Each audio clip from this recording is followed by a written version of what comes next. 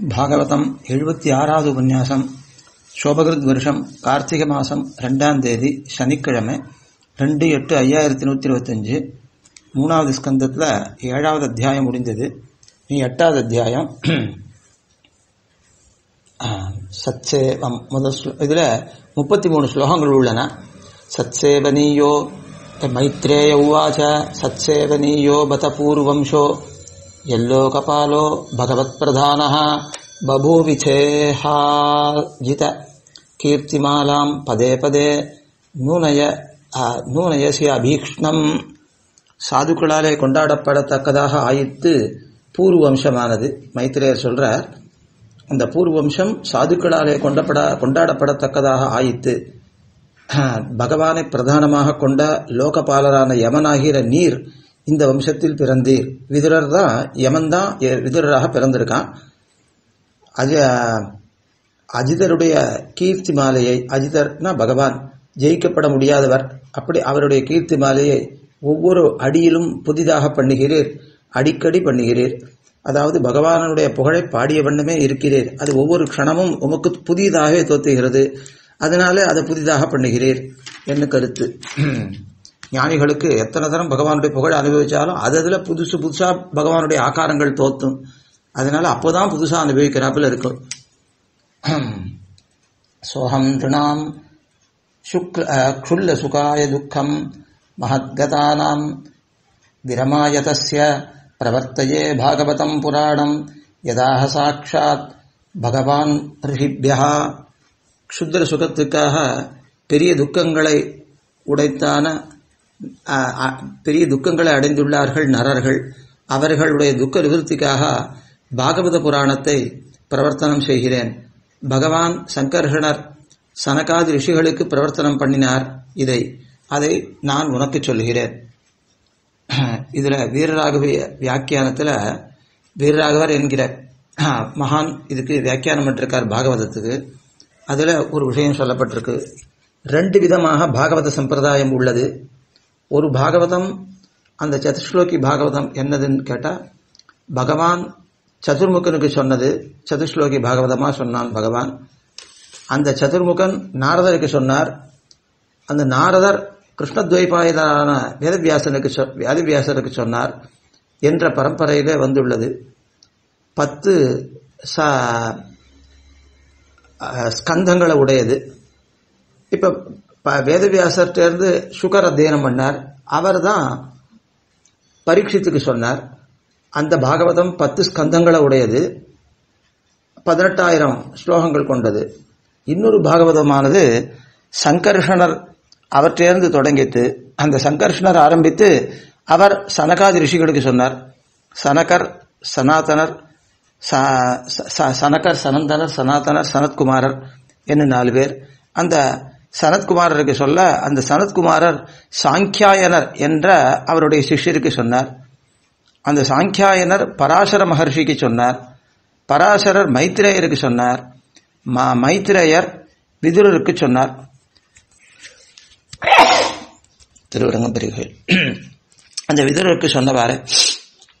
அதுக்கு பிறகு இதுவும் சதுஸ்லோகி ரூபத்தினால வந்தது. ஆனால் மைத்ரேயர் விரிவாக சொன்னார் விதுரருக்கு. அப்படி பிரவர்த்தமானது இந்த மைத்ரேயராலே 2 ஸ்கந்தங்களாக விவரிக்கப்பட்டது. அந்த 2 ஸ்கந்தங்கள் வேதவியாசராலே பின்னாலே அந்த முதல் 10 ஸ்கந்தங்களோட சேர்க்கப்பட்டு 12 ஸ்கந்தமாக பாகவதத்தில் உள்புகுத்தப்பட்டு இது இப்ப பிரவர்த்தனம் செய்யப்பட்டு வருகிறது என்று அறியப்பட வேணும் என்று வீரராகவியம் வியாக்கியானத்தில் சொல்றார். ஆகா, ஒரு குரு பரம்பரையினாலே வந்தது 10 ஸ்கந்தம் கொண்டது. இன்னொரு குரு பரம்பரையில் 2 ஸ்கந்தம், 2ஐயும் சேர்த்து 12 ஸ்கந்தமாக வேதவியாசர் இப்பொழுது வெளியிட்டுள்ளார் என்று சொல்றார். அதுக்கு அதையும் சேர்த்து தான் சுகர் சொல்றார் பரீட்சத்துக்கு. அதுக்கு மேலே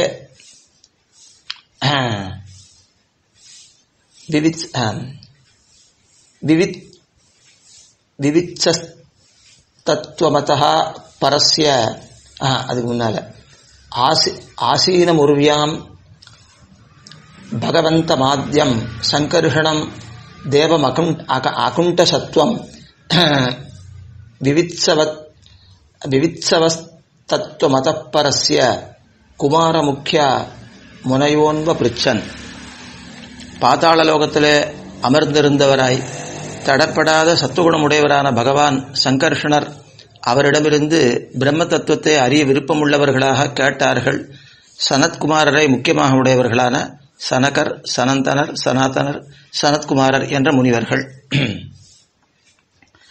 त्वमेव दिष्ण्यं बहुमानयन्तं यं वासुदेवम् अभिधामामनन्ति प्रत्यग्धृताक्षाम्बुज கோஷமீஷத்து உன்மீலயந்தம் விபுதோதயாய. தம்முடைய ஆசிரியத்தை தியானித்துக் கொண்டிருந்தார் சங்கர்ஷணர். இந்த திஷ்ணியம் என்ற பதம் ஆசிரியம் என்ற ஆசிரியா என்ற அர்த்தத்தை சொல்றது. ஆசிரியம்னா அது காரணம். தன்னுடைய காரண தத்துவமான பகவான் வாசுதேவனை தியானித்துக் கொண்டிருந்தார். அந்த ஆசிரியமான வாசுதேவனை அதாவது அவரே தான் பிரத்யக் வஸ்து. அதில் நிலைநிறுத்தப்பட்ட தாமரை இதழ் போன்ற கண்களை சிறிது திறந்தார். சனகாதிகள் ஆகிற ஞானிகளுடைய க்ஷேமத்துக்காக அந்த சங்கர்ஷணர் சிறிது திறந்தார். அவரை வினவத் தொடங்கினார்கள் முனிவர்கள். அந்த முனிவர்கள் கங்கா நதியினுடைய ஜலங்களாலே நனைந்த தமது ஜடாபாரங்களாலே அவருடைய ஸ்ரீபாத பாதங்களை இடும்படியான பாத பீடம் இருக்க அந்த தாமர மலரை ஸ்பரிசித்துக் கொண்டு நமஸ்காரம் செய்து நின்றார்கள் அந்த சங்கர்ஷணரை. எவருடைய பாத பீடத்தை நாகராஜ கன்னிகைகள் தங்களுக்கு மேலான வரன் கிடைக்க வேண்டும் என்ற விருப்பத்தினாலே பிரேமத்தோட பல வகை உபகாரங்களை கொண்டு பூஜிக்கிறார்களோ அப்படிப்பட்ட அந்த சங்கர்ஷண தேவனுடைய பாதபீட பத்மத்தை தங்கள் சிரங்களாலே ஸ்பரிசித்து நமஸ்கரித்தார்கள் இந்த முனிவர்கள். இந்த பகவானுடைய செயல்களை அறிந்தவர்களும் பிரீத்தியின் மிகுதியாலே வாய் தழதழத்து பதங்கள் தடுக்க பெற்ற வசனத்தோட அவத்தை அடிக்கடி பாடுகிறவர்களுமான அந்த அந்த எம்பெருமானுடைய திருவடிகளை அடிக்கடி பாடக்கூடிய அந்த முனிவர்கள் திவ்ய ரத்னங்கள் இழைக்கு பெற்ற 1000 கிரீடங்களால் விளங்குகிற 1000 படங்களை உடைய படங்கள்னா கழுத்துகள், அவைகளை உடைய தமிழ படங்கள்னு சொல்றது. அந்த கழுத்துகளை உடைய அந்த சங்கர்ஷண தேவன் ஆதிசேஷன் தான் அந்த சங்கர்ஷணன். அவனை பார்த்து இப்படி வினவினார்கள். நிவிருத்தி தர்மத்திலே மிகவும் மனம் விருப்பமுடைய சனத்குமாரர் முதலான அந்த முனிவர்களுக்கு மிகவும் ஞானாதிகரான சங்கர்ஷண பகவான் பாகவதத்தை உபதேசம் பண்ணினார். அந்த சனத்குமாரரும் சாங்கியாயனராலே முறைப்படி அனுவர்த்திக்க பெற்று சிஷ்ய தர்மங்களாகிற விரதங்களில் சிறிதும் தவறாது நிலை நின்று அவரிடம் கேட்டார் சனத்குமாரர்கிட்ட. அவரும் இவருக்கு உபதேசித்தார் சாங்கியாயனருக்கு. நிவிருத்தி தர்மத்தில் முயன்ற மகா யோகிகள் ஆச்சரிக்கிற தர்ம மார்க்கத்திலிருந்து தவறாமல் அனுஷ்டிப்பவர்களில் முக்கியமான அந்த சாங்கியாயனரை பகவானுடைய விபூதிகளை சொல்ல விரும்பி தம்மை அனுசரிக்கிறவரும் எமது குருவாகிய பராசரருக்கும் ப்ரஹஸ்பதிக்கும் உபதேசித்தார். அந்த சாங்கியாயனரை அண்டினவரான பராசரருக்கு அந்த சாங்கியாயனர் உபதேசம் பண்ணார். ப்ரஹஸ்பதிக்கும் அந்த சாங்கியாயனர் உபதேசம் பண்ணார். தயாளுவாகிற அந்த பராசர முனிவர் உனக்கு பரதேவதையின் உண்மையெல்லாம் தெரியும் என்று வரம் கொடுக்க பெற்றார். புலஸ்தியர், வசிஷ்டர் இவர்களாலே வரம் கொடுக்க பெற்றவர் என்னுடைய ஆச்சாரியரான பராசர முனிவர் என்று மைத்திரேயர் சொல்றார். அவர்தான் எனக்கு இந்த புராணத்தை உபதேசம் பண்ணார். அப்படி பராசர முனிவராலே பாகவத புராணம் உபதேசிக்க பெற்ற நான் குழந்தாய் விதுரனே, ஸ்ரத்தையுடையவனும் அனுசரிக்கிறவனும் ஆகிற உனக்கு இந்த பாகவதத்தை உபதேசம் பண்றேன். தன்னைத்தான் அனுபவிக்கையால் உண்டான மகானந்தத்தில் ஆழ்ந்திருக்கிற பகவான் ஜெகத்தை சேர்ந்த வியாபாரங்கள் எவையும் இல்லாமையால் யோக நித்திரைக்கு உரிய அவகாசம் நேரப்பெற்று, அதாவது பிரளய காலம், தான் ஒருவனே ஆதிசேஷனாகிற படுக்கையில படுத்து அனுபவித்தான். யோக நித்திரையில கண்களை மூடிக்கொண்டிருந்தான்.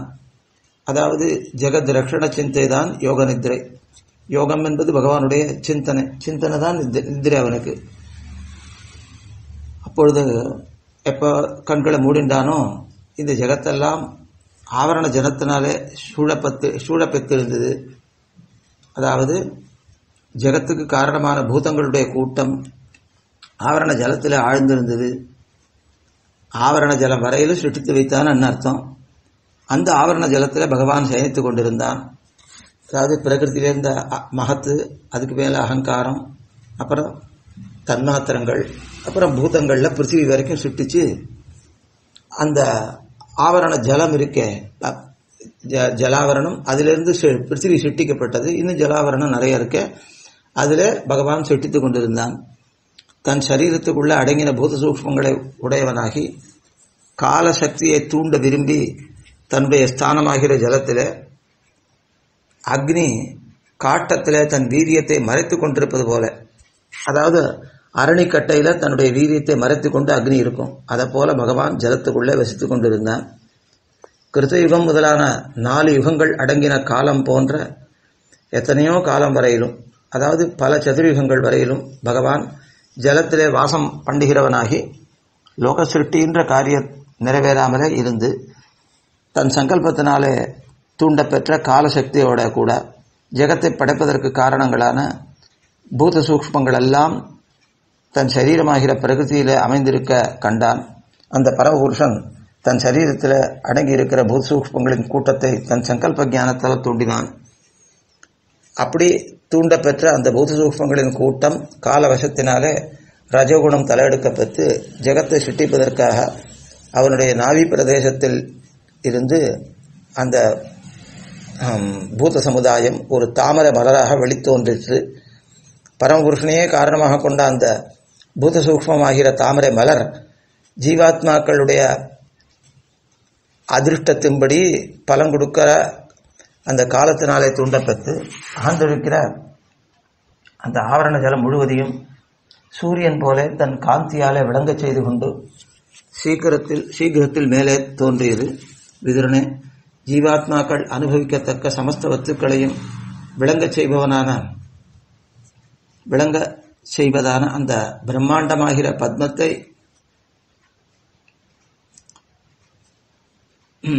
படைத்தவன் அந்த விஷ்ணு. அவன் இந்த பூதங்களை பஞ்சீகரணம் பண்ணி பிரம்மாண்டத்தை சிருஷ்டித்தான். அந்த அண்டத்துக்குள்ளே தானே அந்தர்யாமியாக பிரவேசித்தான். ஸ்வயம்புவும் வேதஸ்வரூபனும் உலகங்களை படைக்கிறவனுமாகிற பிரம்மதேவன் அந்த பிரம்மாண்டமாகிற தாமரை மலரிலிருந்து உண்டானான்.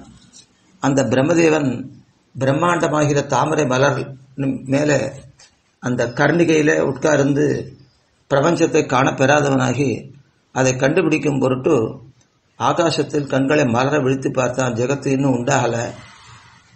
தாமரை மலரின் மத்தியத்திலே உட்கார்ந்திருந்தான். 4 திசைகளிலும் கண்களை சுழத்து பார்த்து கொண்டிருந்தான். அப்பொழுது 4 முகங்கள் உண்டாக பெற்றான். பிறகு பிரளய காலத்தில் வீசும் காத்தினால் சுழல்கிற பெருப்பெருத்த அலைகளின் வரிசைகள் அமைந்த அந்த மகாஜலத்தில் இருந்து முளைக்கிறது ஜெகத்தாகிற தாமரை மலர். அதன் மேலே உட்கார்ந்திருக்கிற ஆதிசேஷனாகிய சிருஷ்டிக்கு முதலில் உண்டாகிற தேவனாகிற அவன் ஆதிதேவன், ஆதிசேஷன்ல ஆதிதேவனாகிற அந்த பிரம்மா பத்மரூபமாக தோன்றின பிரபஞ்சத்தில் தன்னை உள்ளபடி அறியப்பெறாதவனாக இருந்தான். நான் யாரு, எங்கிருந்து உண்டானேன், அந்த காரணவஸ்து யாரு தெரியலையே என்று சிந்தித்து கொண்டிருந்தான்.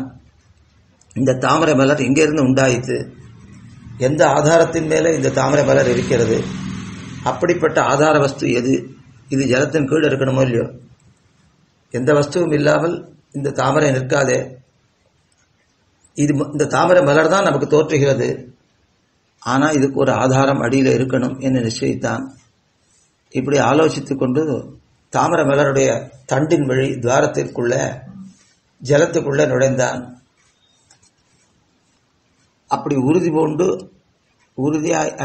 உறுதியோடு இருக்க பெற்ற அந்த தாமரை அந்த கமலத்தின் ஆதாரத்தை தேடிக்கொண்டே எவ்வளவு தூரம் அடியிலே போனாலும் ஆதார வஸ்துவை காணப்பெற்றிலன். கடிக்கவலத்துள்ளிருந்தும் காண்கிலன் கண்ணன் அடிக்கவலன் தன்னை அயன் என்ன ஆழ்வார் சொல்றார். அது இந்த இடத்துல சரித்திரமாக இருக்குது. அப்படியே எவ்வளவு தூரம் அடியில போனாலும் அந்த ஆதார வஸ்துவை காணப்பெத்திலன் வாராய் விதுரனே கங்கு கரை இல்லாமல் பேரிருள் போல எந்த உருவங்களும் தெரியாதபடி மறைக்கப்பட்டிருக்கு. அப்படிப்பட்ட மகாஜலத்திலே தன்னை படைத்த காரண வஸ்துவை தேடிக்கொண்டிருக்கையிலே நெடுங்காலம் கடந்தது. காலம் என்றது மூணு நேமிகளை கொண்டது. நேமி என்றது சக்கரத்து மேலே இருக்கிற ஒரு வட்டம், அப்படி 3 வட்டங்களை கொண்டது. அவை 3 வகைப்பட்ட நாள்கள்.